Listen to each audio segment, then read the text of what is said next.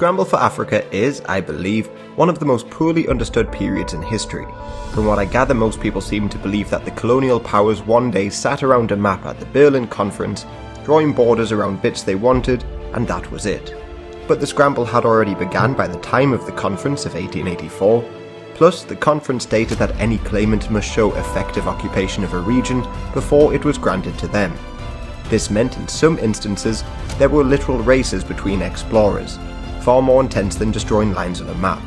During the scramble, great powers like Britain and France nearly went to war. It brought about a revolution in Portugal, and, I'd argue, with the exception of maybe the Zulus and Ethiopians, the Africans and their battles against colonialism are often just completely ignored. Plus, the fact that some African countries like Egypt and Ethiopia actually expanded is also often glossed over. But to understand the scramble, you really need to go back in time. Well, maybe you don't, but there's some fascinating empires, wars, and cultural exchanges beforehand.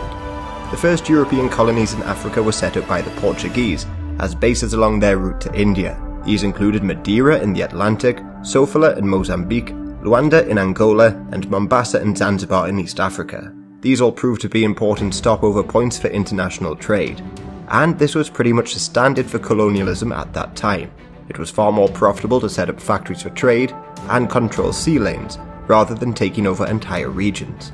As such, the Portuguese would also set up colonies in the Spice Islands, Hormuz in Persia, and, important to this story, in Oman. The Spanish and Portuguese had agreed to divide the world in two, so they had little competition from Europeans in Africa. But late in the 16th century, the Iberian Union united Portugal with Spain, and as such, the Portuguese entered into Spain's wars against the Dutch and the English. The Dutch were quick to move into the colonial game and took Mina from the Portuguese. They expanded in West Africa, established the Dutch slave coast, and built forts in Senegal. Plus, for a few decades, they even held Portuguese Luanda. While in the south, in the middle of the 17th century, they entered Cape Town, an important midway point for ships sailing between the oceans. The Dutch that settled in this region became the Boers. However, the locals in South Africa that they encountered during this period were not the Zulu. They were the Khoekhoe. These are often grouped together with the San hunter-gatherers, but they were a distinct group of people.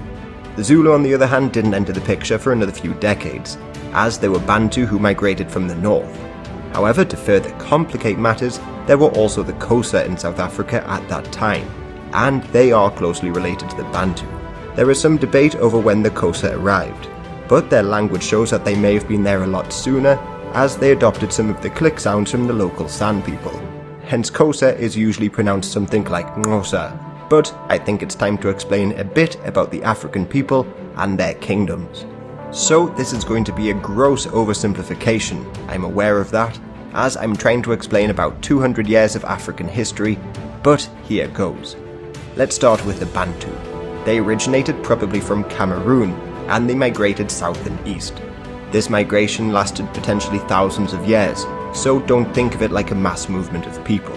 They became the dominant group in many countries in Central and South Africa over time, but they often lived alongside the original inhabitants.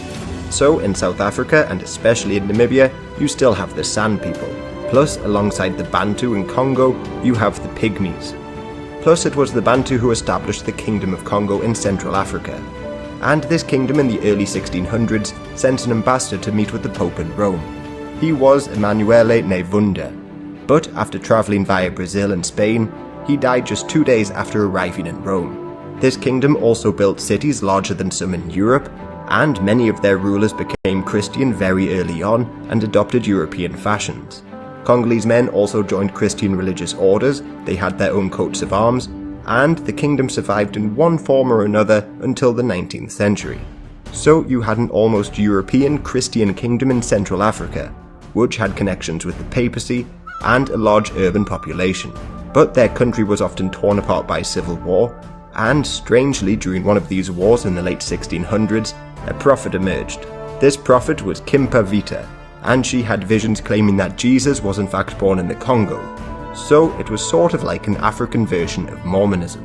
Otherwise, in Central Africa you had many kingdoms, like the kingdoms of Burundi and Rwanda, which were established there in the late 1600s. From very early on, these kingdoms were based on Tutsi dominance over the Hutus, and this power dynamic would still be very important in the 20th century, leading to genocides in the respective countries and the outbreak of the First Congo War. In southern Africa, it was also the Bantu, specifically the Shona people, who built Great Zimbabwe in medieval times. But by the 1600s, Great Zimbabwe had fallen, and power in the region was transferred to Mutapa in Mozambique. This kingdom of Mutapa, however, was eventually weakened due to infighting and Portuguese interference.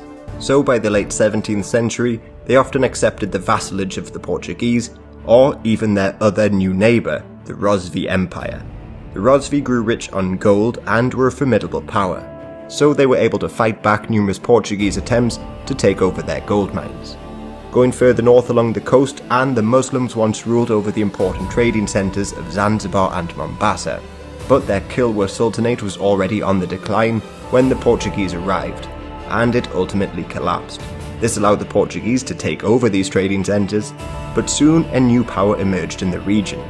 And anyone who has played Victoria 2 will know this power, Oman. Their capital of Muscat had been held by the Portuguese, but they were driven out of there in the 1600s, and the new Yoruba dynasty capitalised on their victory and chased the Portuguese west and took over the east coast of Africa. Zanzibar in particular would become an important trading centre for the lucrative Arab slave trade, something that played a very important role during the scramble for Africa centuries later. Plus, it was from Zanzibar that many Arab slavers would form trading centres deep into the interior of Africa. Further north still, you had more Muslim sultanates in Somalia, like Ajuran, who fought back a couple Portuguese invasions.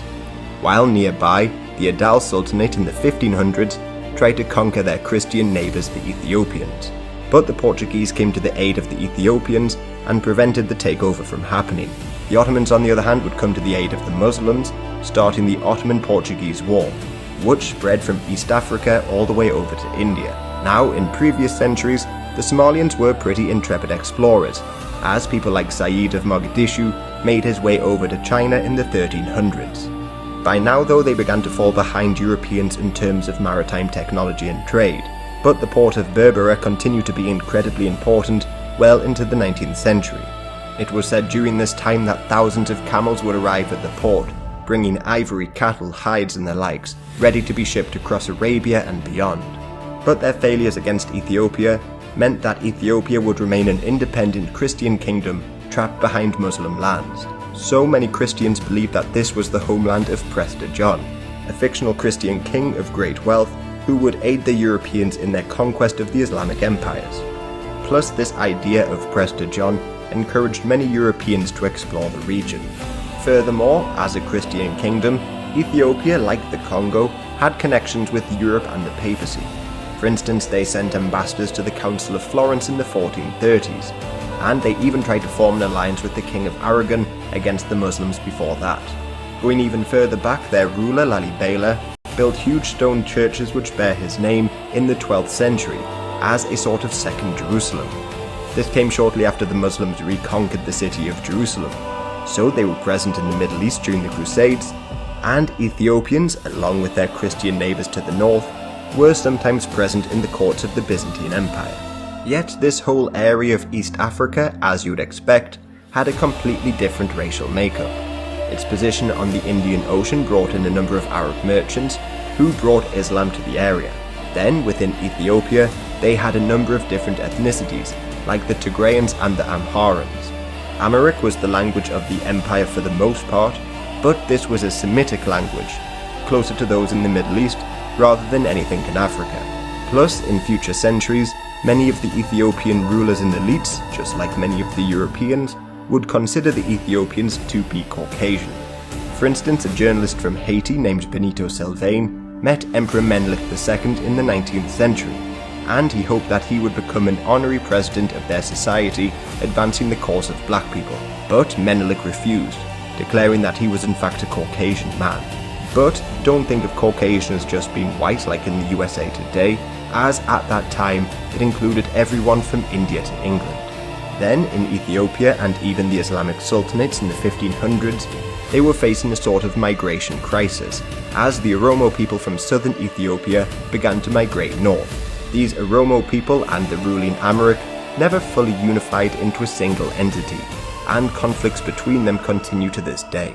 The Ethiopians weren't even the only Christian kingdom in the region, as just to the north of them you had the Medri-Bari, who survived for centuries.